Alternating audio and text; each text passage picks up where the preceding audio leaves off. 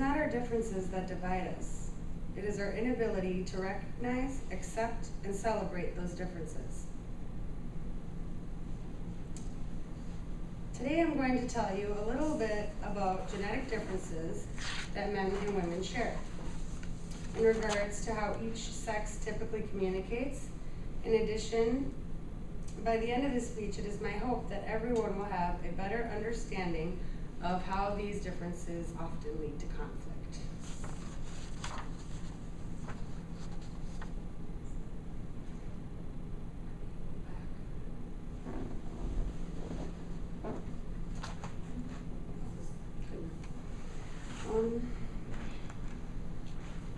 Women.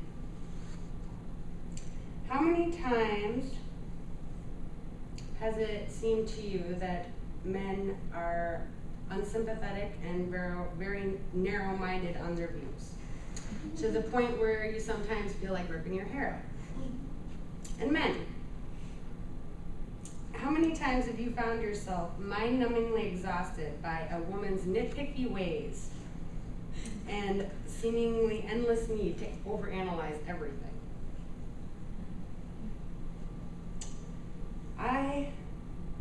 I am a woman who grew up in a household as the only daughter. I had 2 brothers. I went on and got married and had 3 sons of my own. And if that's not proving I'm an expert in the area, I'll ease your mind by letting you know I also did some research. I've broken my speech down into 2 main parts. The differences in the brain with regards to how each gender processes information, and the differences found in the chemical makeup of each gender. Let's start out with the differences in the ways our brains work. Men and women's brains work differently.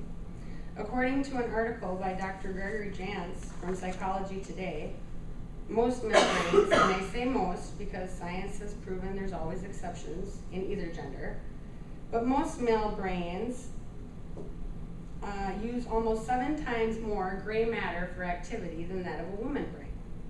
What does this mean?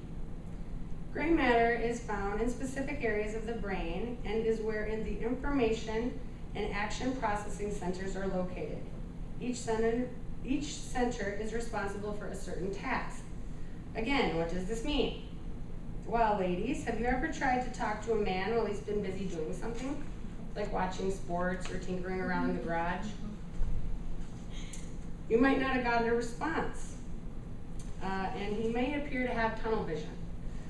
There's actually a reason for this. The extra gray matter in his brain causes him to remain so focused at the task at hand that he often unintentionally tunes you out as well as everything else around him. However, this is also why many men excel more at highly task-focused projects than that of what women typically do.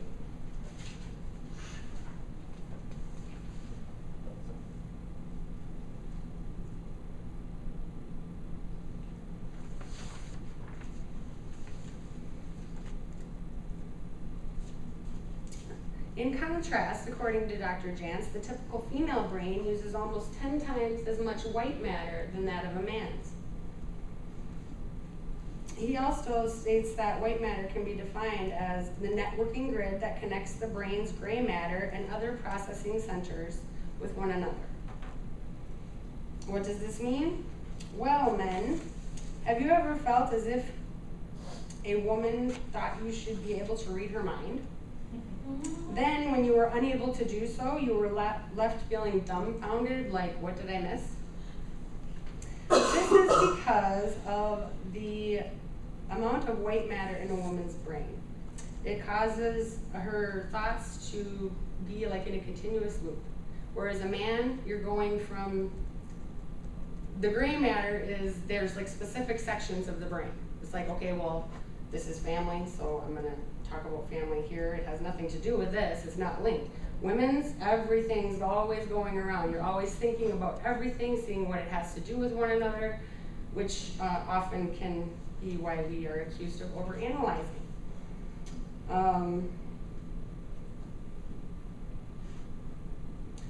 But however, this is also the reason why women are such great multitaskers and are easy to transition a lot more than men are, typically.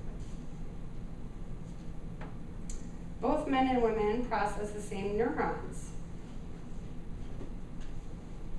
Process the same neurochemicals, but to different degrees and through body-brain connectors that are specific to each gender.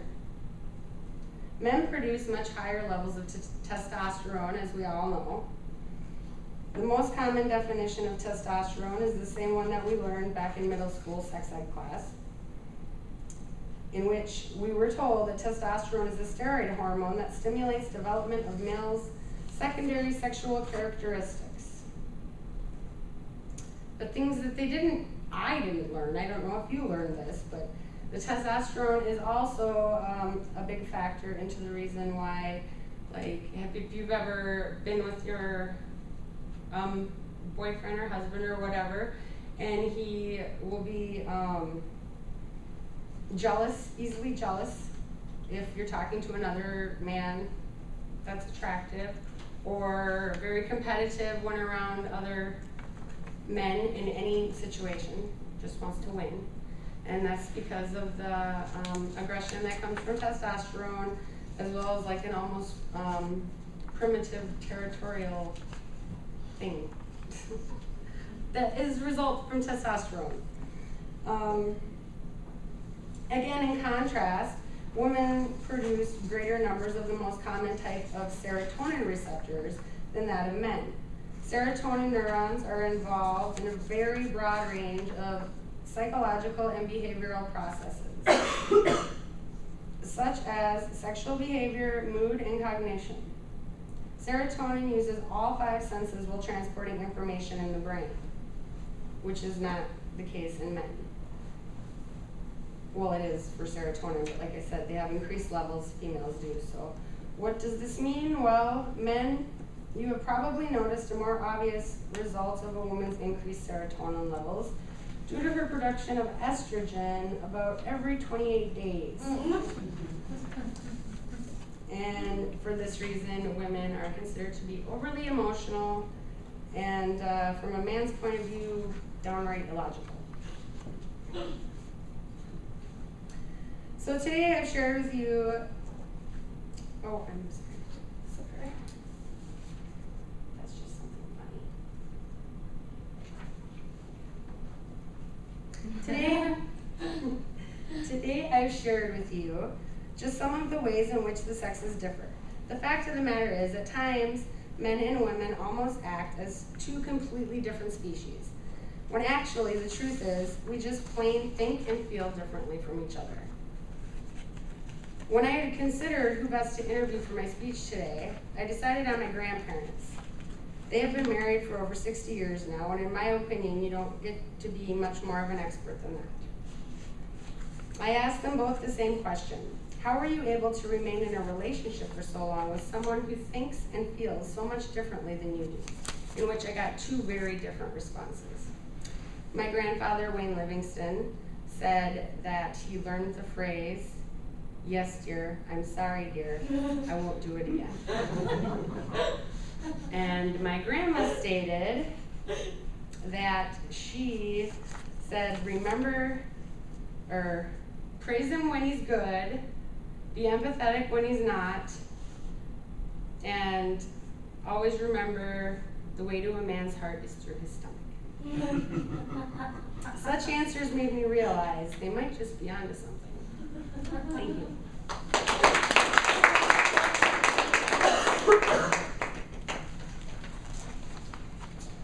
Any questions?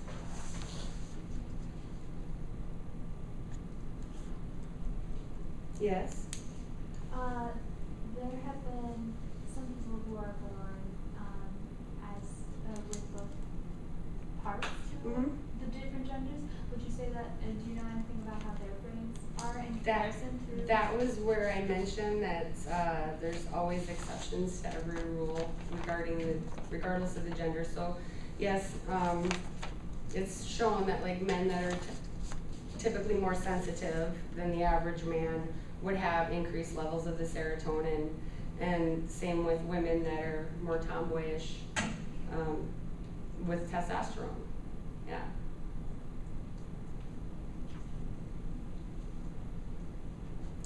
What is the thing that you found most interesting when doing your research? The matter, the gray and white matter of the brain. It explains so much, you know. It did. I was like, wow. So yeah, I mean, if you can realize that we're almost like two different species, then maybe we won't be as hard on each other. To know that, hey, this is just the way I'm made. Okay, deal with it from both sides. So thank you. All right, nice job today overall as a class. I think we did some good things. First, we heard some tremendously diverse topics. We were all over the place, from serious to not so serious. But clearly, I think you can see that if you can pick a topic you care about, it's just a lot better. I mean, there's a little passion in there. You're learning stuff that has value to you versus just doing research for the research sake. Well, nothing wrong with that academically, but might as well get something out of it. And then hopefully, if you chose the topic with us in mind, we got something out of most of the speeches, or a little bit out of everybody's speech, right? So that's good. It's great that we pick topics. Speech 4 is even more fun because then now you get to pick a topic that you care about that applies to the audience in some way, and you get to tell the audience what to think and or what to do about it, which means you're taking that next step, and nobody can interrupt you, right? So that's kind of cool. So the homework for next week is first, there's a chapter to read, chapter 11. It's very, very, very brief, so there's not much reading. There's really no homework. There's not going to be a quiz on that. So I guess really most important thing is, even though you're just getting over the trauma of preparing speech number 3, at least read about speech number 4 and maybe start doing some brainstorming, maybe even fill out your audience analysis sheet, especially if you're pretty sure you're going to do a particular topic. Then why not just take that audience analysis sheet out and start working on it this week? Right? That's not that too much heavy lifting, plus there's no real homework to do. So take a little bit of a break, and we will see you next week. And you're the survivors. The true survivors make it through speech 3. I know I said that after speech 2, but this is true surviving now. Now if you don't show up to speech 4, I just come to your house and say, you gotta come now. You can't do this much and not finish. Huh? Oh, you're gonna do what? John? No, he didn't make it to speech 3. Maybe he made it to speech 3. He hasn't made speech 2 yet. I think we lost John. But I said that last time and he just showed up, so who knows? Yeah, you said that and then 2 minutes later. That's right, he did actually just reappear. You said it literally 2 minutes later. Yeah. Okay, so Joel. Yes. I need to get you something? Is that what you're trying to tell me? You didn't even get the exercise? Yes, I did. Okay.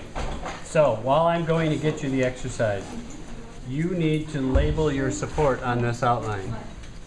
So I need to see where the statistic is, where the testimony is, where the example is. So you can do that in pen. Who else needs me before I run to my office? Just a short question. Yeah. Do you think it would be a bad idea for speech 4 to do something that happened recently but it's already passed? Like my idea was I wanted to convince people to make sure that they go vote, because voting is already passed. That's a good question. It's important, but you're going to have to play on something. You can't play on the fact that there's an election coming up because it's too late. Yeah, that's So what I you're was going to have to thinking. It was figure, like, if I'm going to do it,